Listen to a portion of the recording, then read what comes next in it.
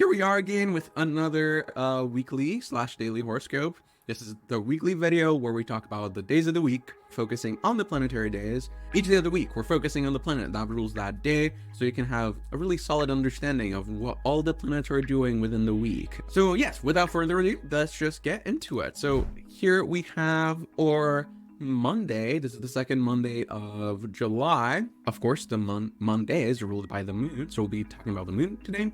The moon is in Leo. She's out of her element. She is in Jupiter's decan and in Saturn's terms. She is also moving from a sextile to Jupiter towards a Mars square. So moving from this very nice and fun aspect to something that's not so nice and fun.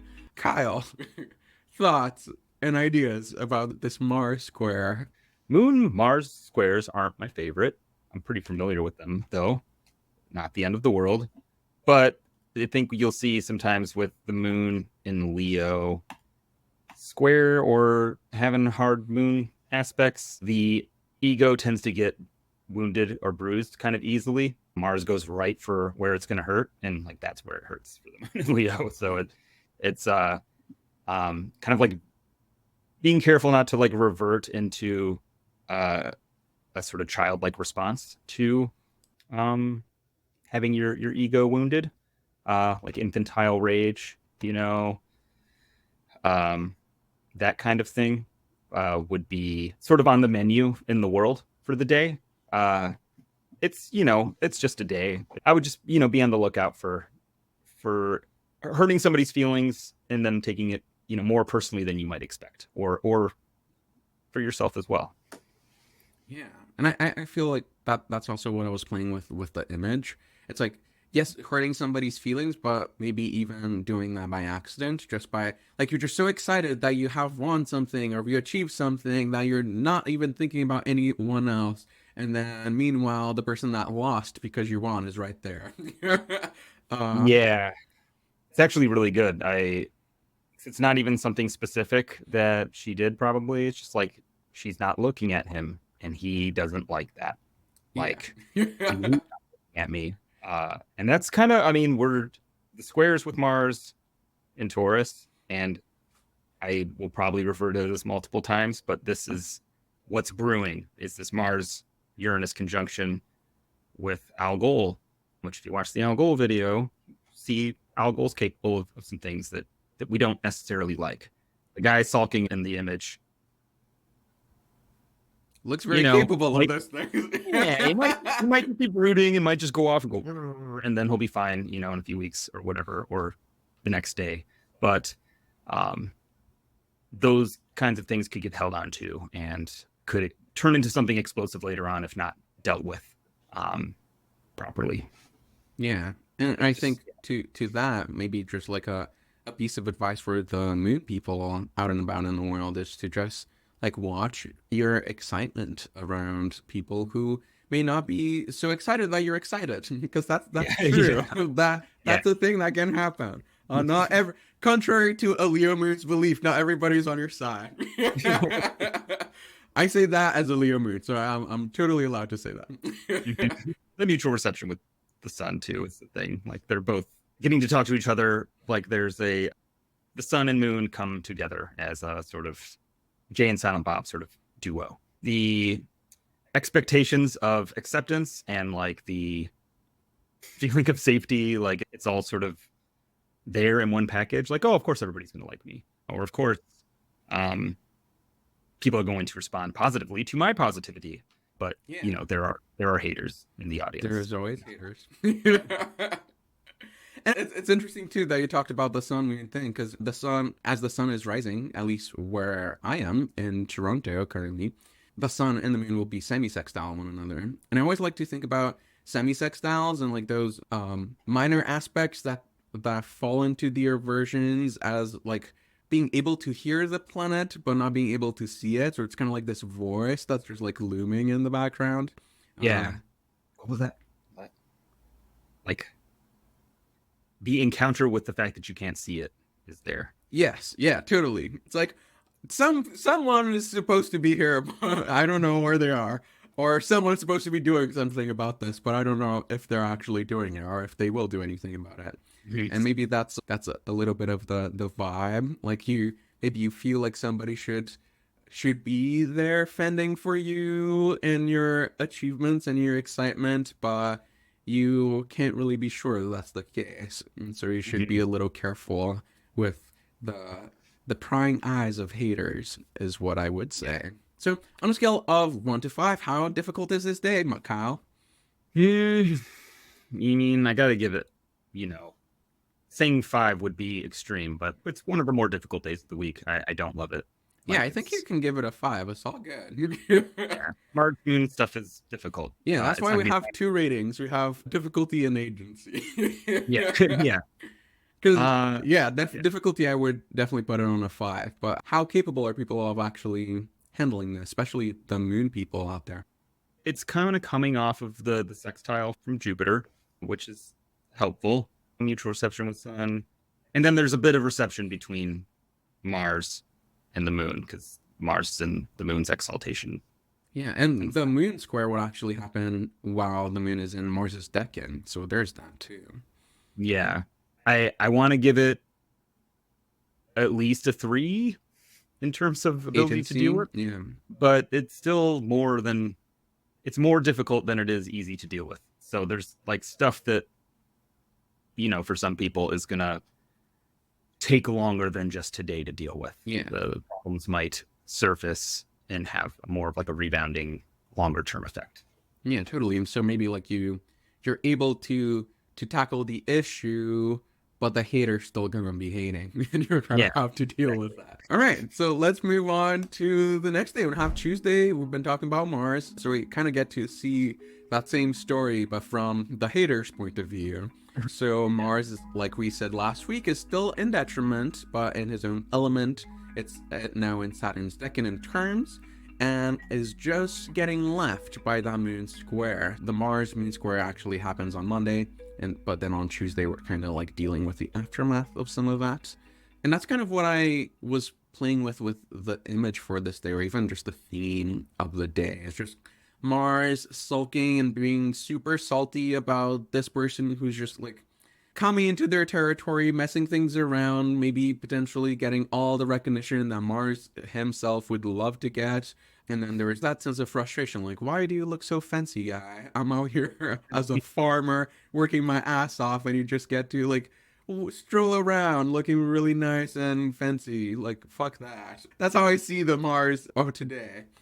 Pitchfork and all. What do you feel? I think it's actually resonates on many levels. I feel like you got this farmer kind of guy looking at this like guy with a suit on, like some city slicker coming in wanting to buy up my land or something. Like, yeah, the Algol. Mars isn't on Algol yet, but like this is looming in the future. It's building, and this like resentment is sort of starting to simmer and percolate. And in the third decan of Taurus, this is like there's a lot of like anticipation of negative outcomes and like, what am I going to do about it? Maybe I need to, use my pitchfork for something else to prevent the buying up of my farm or something. I don't know. I don't love it. It's not going to be the end of the world for almost everyone, but like it's not so bad yet. Like we're still in the simmering and thinking about it and sulking phase. And there's a lot of opportunity to get a handle on it before it gets out of control. We still got like a Venus still configured to Mars. Saturn's offering a little bit of restraint there. We're not freaking out yet, or they're not freaking out yet. And we still don't necessarily have to, but like finding ways to smooth things over or before the explosive Mars-Uranus Algol thing happens. Yeah, because from here, it looks like that pitchfork is gonna get to work, but maybe if we do some talking or something about the situation, we could maybe simmer it down. So haters are just gonna be haters, not any more than that. Cool. So on a scale of 1 to 5, I think this is a 5 for me. I don't know about you. Yeah, I mean, I feel like because I called yesterday a 5, I got to call today a 5. Yeah, totally. I mean, there's definitely like worse things because we're not at the full manifestation of this yet, and there's like still there's help and support. It's not the worst of the worst, but like it doesn't feel good. It's not Yeah. It's a it's fight not a for this week, at least. Like, yeah. as far as agency goes, especially since we're talking about like from the perspective of the marshals. So from this perspective of Mars, I feel like there is a fair bit of agency as far as cooling things down go, especially seeing that Mars is in Taurus, which is already a cool sign, but also in Saturn's term and decan, which Saturn is a cooling planet.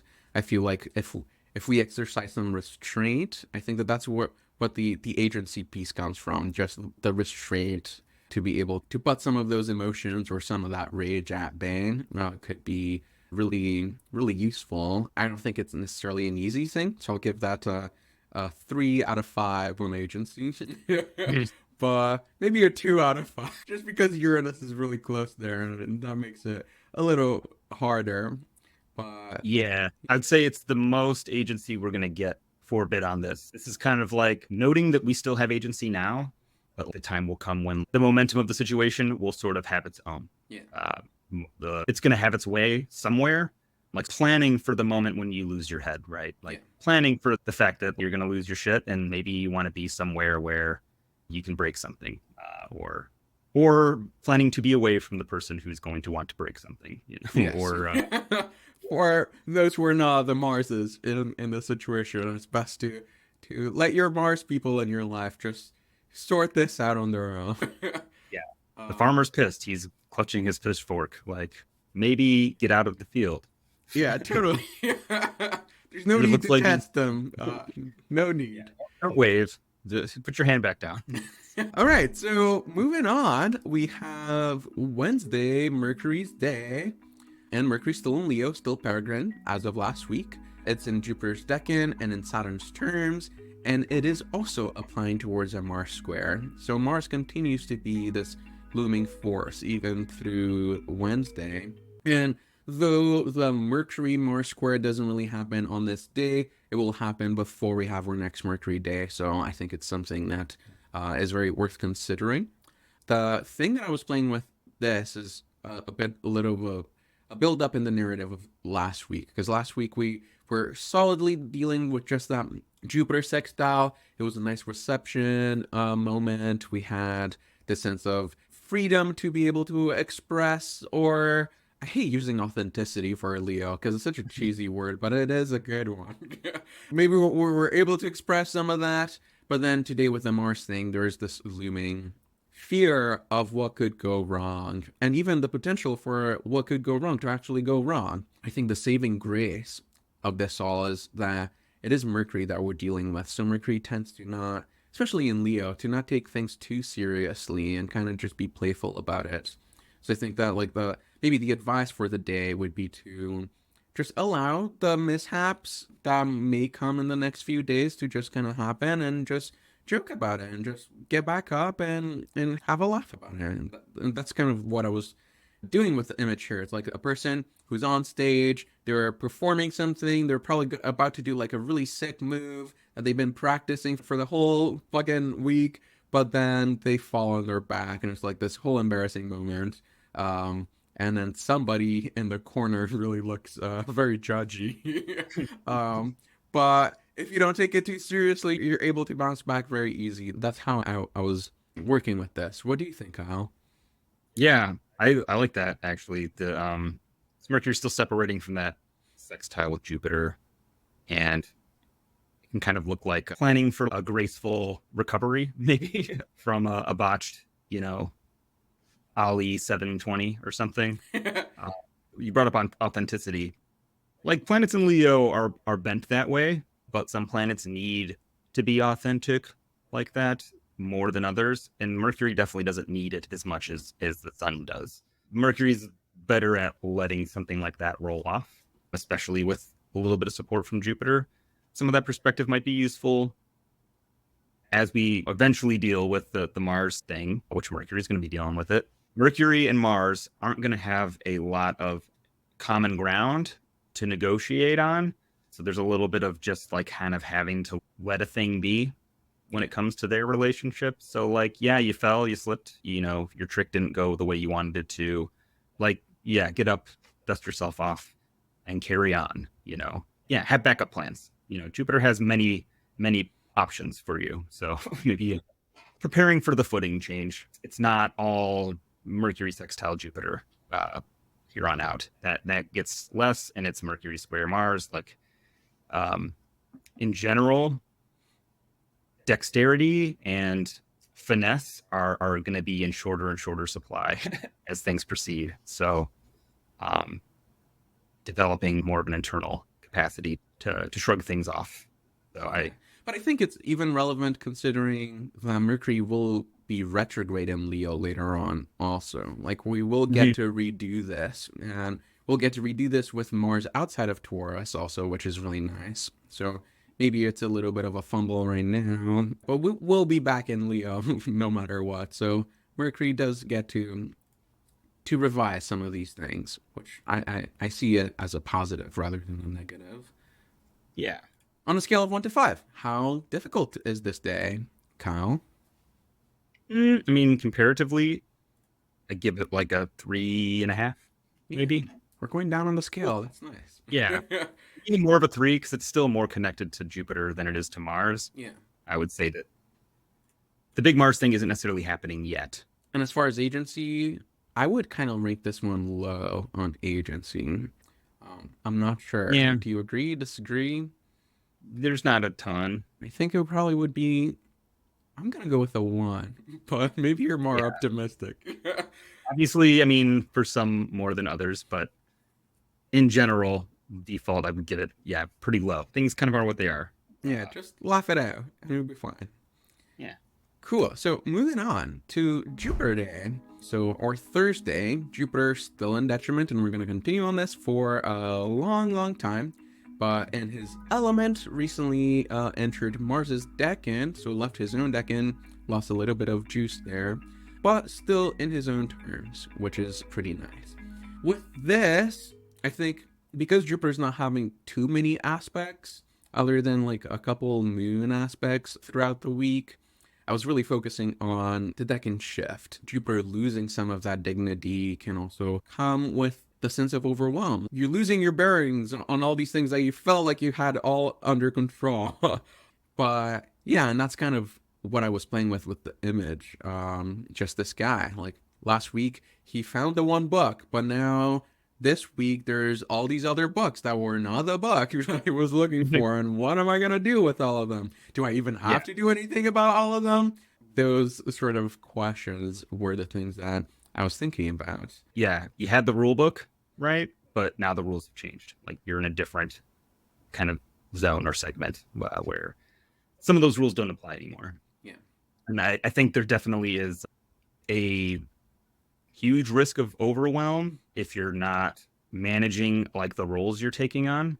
I think that there's like a general lack of aspects with Jupiter, but there is an antitia with the Sun and Jupiter. The Sun is about 20, approaching 20 degrees Cancer, and Jupiter's at 10 Gemini. So they're both 20 degrees from that solstice point.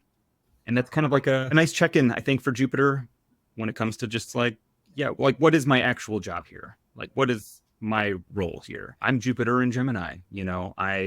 I have this bound role and some triplicity role, but like in general, like I'm not going to bring coherence to the whole situation. Maybe I need to shove some of this paperwork off of my desk and give it to somebody else whose job it is. And that feels like a Mars decan too. Like it's figuring out what doesn't belong. You will find out what is not your responsibility, or what tasks or what ideas or what concepts are just like too much for right now. Like it's also a Venus. It's Mars Venus decan. Oh, like Venus. Like who are my friends? Who can I give the role to? Like who's a better fit for it? Cool. So on a scale of 1 to 5, how difficult is this fine Jupiter day? Give it like a mean compared to the rest of the week. It's really not that bad compared to the rest of the week. Yeah, I don't think so at all. I give it almost like a 2. Yeah, I was going to go with a 2 too. Yeah. And as far as agency goes, I think we're pretty high on agency also. I go with a 4. How do you feel?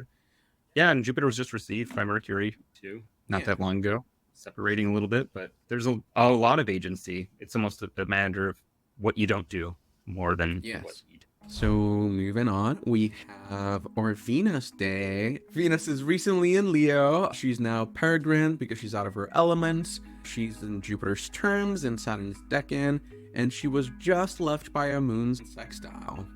I think it's important to note that Venus is applying to an opposition with Pluto, and everything that goes into Leo is going to be applying to oppositions with Pluto. To me, this looks like Venus, going into fire signs, which are not inherently the most comfortable for Venus. They're not the worst in the world. It's just, in Leo, Venus's ability to find harmony and like find beauty in the world is so kind of wrapped up in how good Venus is feeling about herself at any moment that if there's any pressure on that, Venus can have a really hard time getting along with people. So Pluto is putting a lot of pressure on Venus to, be fucking amazing looking.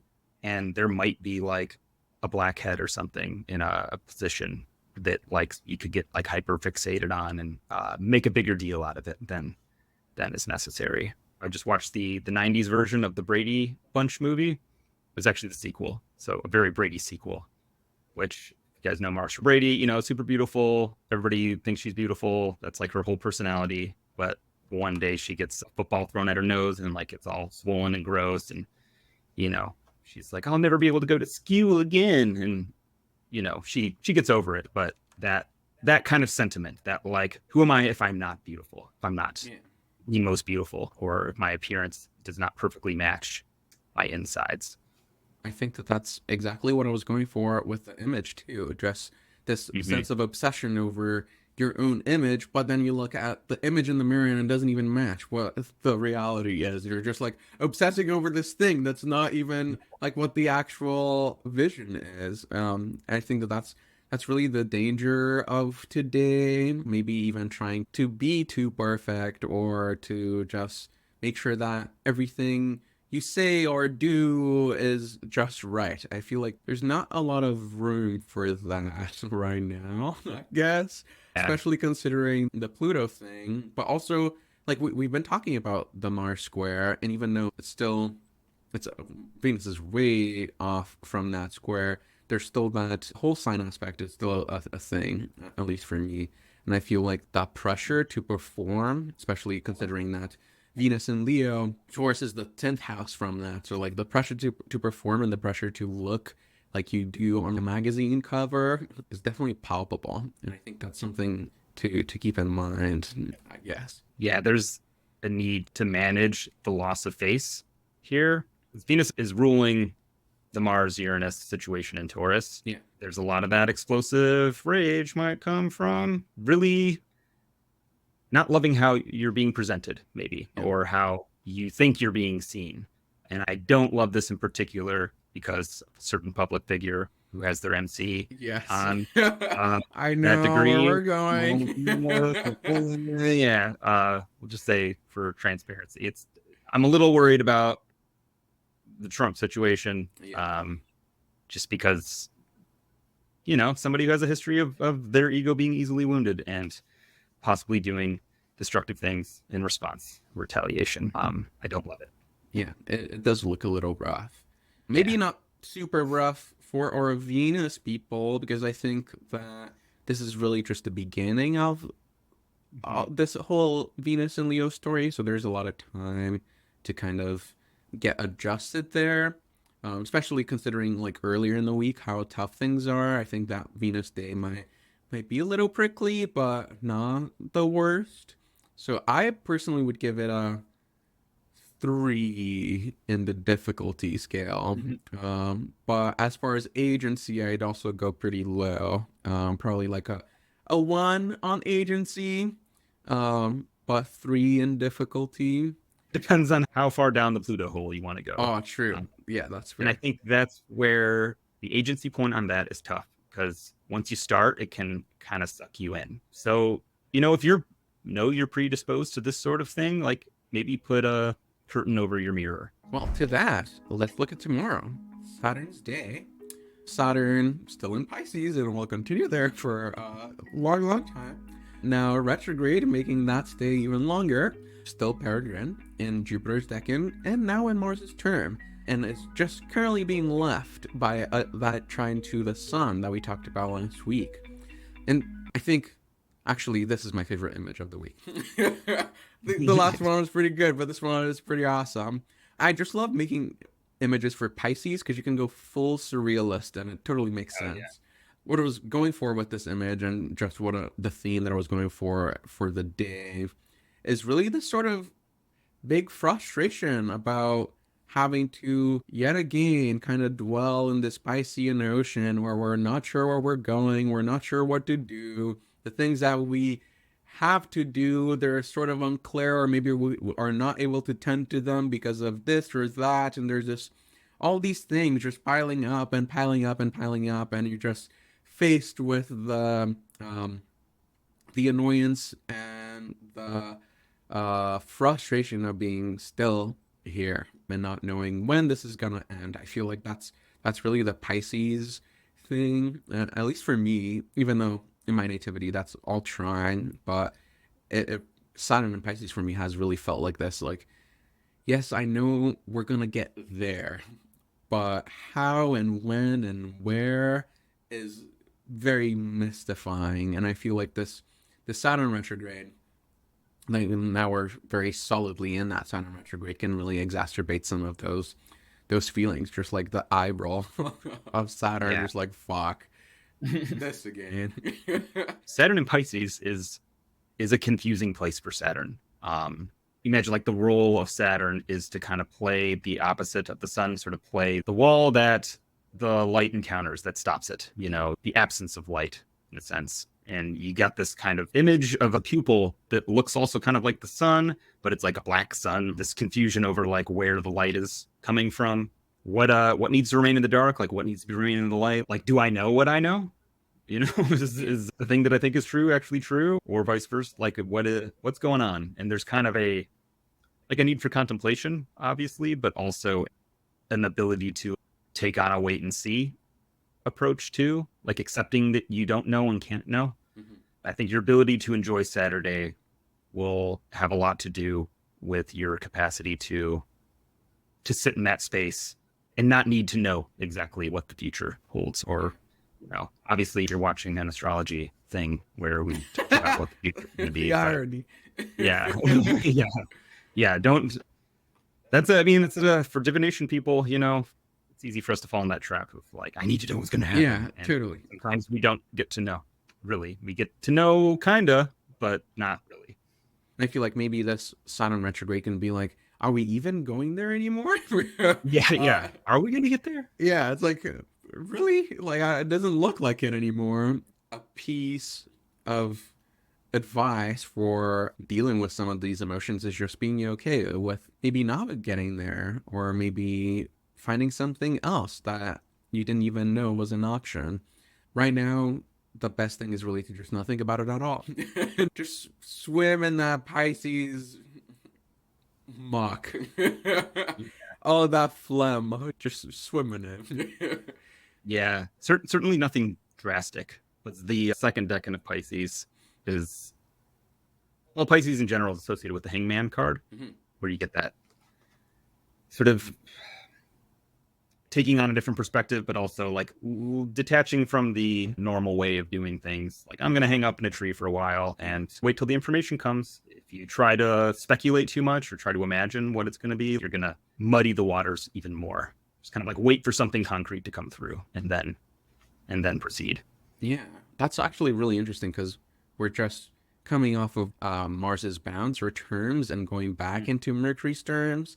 So it literally is like we're just waiting for the information to come. Like you thought you had something to do, but actually no, let's not do that thing because there's something that you still don't know that may or may not happen, or a piece of information that could actually make this whole ordeal a whole lot easier. You don't know.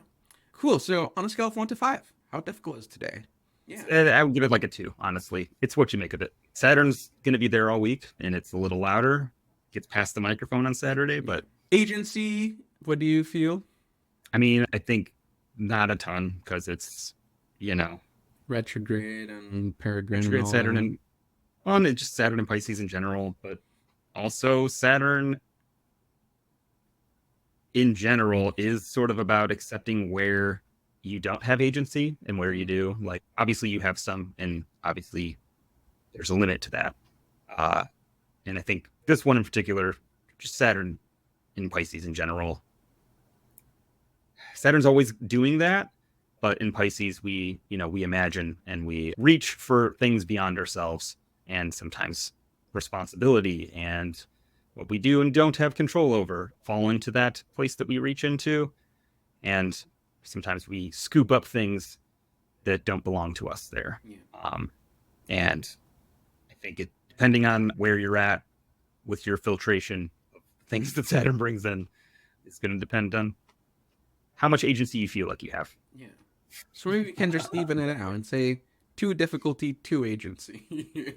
Yeah. Yeah. It's like there's not a lot going on, but also there's something that can be done about this, which Yeah. is actually nothing. Just do nothing. Just be Yeah. okay with that. Sometimes that's the best thing to do. And sometimes that's the hardest thing to do. Exactly. All right, so let's move on and close this week. Here we are on our Sunday. Sun's still in Cancer, out of his element, and the moon's decan and in Jupiter's terms, and moving towards a Mars sextile. And the thing that I was playing with for this day is just the sense of transition for the sun, because we're really getting towards the end of the sun's stay in Cancer. We're getting ready for Leo season, which is the sun's own season. So I feel like the thing that I had in mind for today is really the sense of anticipation, like knowing that you're about to head somewhere new and interesting, especially considering that we're just going on this half moon, just getting off of this first quarter moon. And to me, it really just felt like the sense of being in between worlds, in between 2 spaces. The Mars sextile to me felt like the energy or like the vitality, the vital force that sometimes we need to make that push. Like we're not making anything big or drastic. It's just a sextile, and the sun is a very cool sign. It's not a very bombastic sort of thing, but I feel like it's that sort of first step towards bigger and better things for the solar people out there in the world. What do you feel? Yeah, I think what I like about sextiles in general is that think of all the aspects, they're the ones you kind of have the most choice about whether or not you engage with them or not. It's like, hey, I'm here. Like, do you want to hang out and play video games today? Or nah, I don't want to today. Yeah, maybe I will today. Like, it's a little more optional. The aspect doesn't shove itself in your face all the time. And I think the sun, it's, applying to this sextile with Mars and Uranus, which is I'm hyper focused on that because I have placements there. But I think there's a helpful perspective that the sun can lend to that situation, that maybe say it's like a Mars Uranus thing in the world that's happening, which it will be, probably won't touch you. Knowing where you stand in relationship to it and like to what degree it actually affects you, and almost like carefully measuring out your emotional investment in the situation, could be a wise and helpful practice.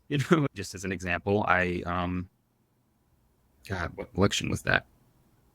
2016? That was an election year, right? I got really, really involved in the campaign of a specific candidate and got really emotionally invested in it, and it didn't go the way I wanted it to, and I was devastated by it. And it took me a long time to get perspective on it, like, oh wow, like, how much different would my life really be if like that had gone the way that I had wanted it to. And like, not that you shouldn't care about those things, it's just that how much do you want to let your dismay about that like bleed into the rest of your life and potentially fuck it up, Overinvestment in things that aren't so relevant to you can really end up having a detrimental effect on your life if you let it. To that too, also kind of just feeding off of the Jupiter Sun on Tisha that you mentioned earlier too. It can be that like the jovial sort of optimism through all this stuff can actually be what carries us forward. So like us, as in like the solar people that we're talking about, carries them forward into the Leo space. Even considering also like the Venus and Leo situation that we talked about, once the sun is actually there, the sun is able to receive Venus and provide a more healthy perspective on all of those self-evolved issues, which I think is actually more of a positive rather than a negative. Yes, it's in response to something that may be a little shocking and destabilizing with the Mars Uranus, but it's not without assistance. It's not without help, and maybe today is just the beginning of that journey of the sun rising to the occasion to soothe some of these things. But the sun will also be squared by Mars, even if just by whole sign. And I think, especially in this decade, which is so at times like melodramatic and introspective, I feel like it's really good to tap into some of that melodrama, but with again that sort of jovial optimism, and really think through the things that you can do about that, or the things that you like, even kind of referencing back to the Jupiter day that we talked about, like what things are not even yours to worry about. I think that that's one of the good things about the sun, especially as the sun as a symbol of leaders. It's like just knowing what to actually worry about, and what is something that you can just live with and adapt to. Yeah. What is your responsibility and what isn't? Yeah. It's actually probably worth noting that this is about where Mars is going to be going retrograde later on this year, and like getting some awareness on like the things that are going to get Marsified during that time are a little like being brought to the surface now in a not Marsy way. So like sort of getting a non-Mars perspective on it before Mars comes in to do its thing. That's probably helpful. So it's maybe just something to pay attention to, like what comes up during this part of the week. Yeah, definitely. And to that, I think today's a 1 on difficulty. I don't think it's a difficult day at all, especially Yeah. considering the rest of the week. I think after the Sunday, by Sunday, we actually get somewhere nice and comfy. um, and as far as agency, what would you say? Not overwhelming. Like a 2, Yeah, maybe. that feels good. We have more agency than difficulty still, despite it not Yeah. being too much agency. It's a nice balance. Yeah. Again, I guess there keeps coming up, or we're repeating ourselves to some degree, but this is again like a accepting what you don't have control over, as opposed to trying to do a whole bunch of things. I think especially because the Mars Uranus thing is going exact next week, but it's almost exact on this day, on Sunday. For all intents and purposes, it's already happening. Yeah. Nothing. Just don't do anything. Just just respond to it after it happens. I feel like that's the best Uranus advice. It's like there's no preparing for Uranus things. It's just responding to it after it has happened. You can be prepared for.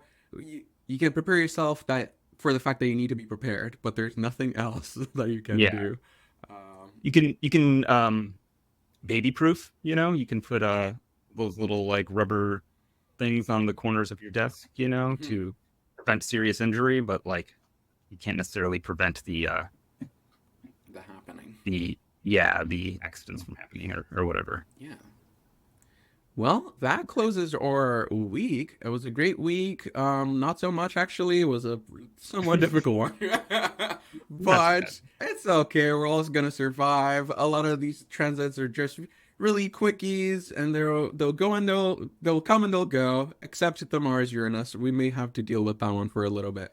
But I think that regardless, we all have a lot that we can do about these things if we put our minds to it. I think that that's the gift of Jupiter and Gemini right now. We're like full brain power. Just put that brain power to good use, and you'll be able to figure out just what it is that you can do about any and all of these situations.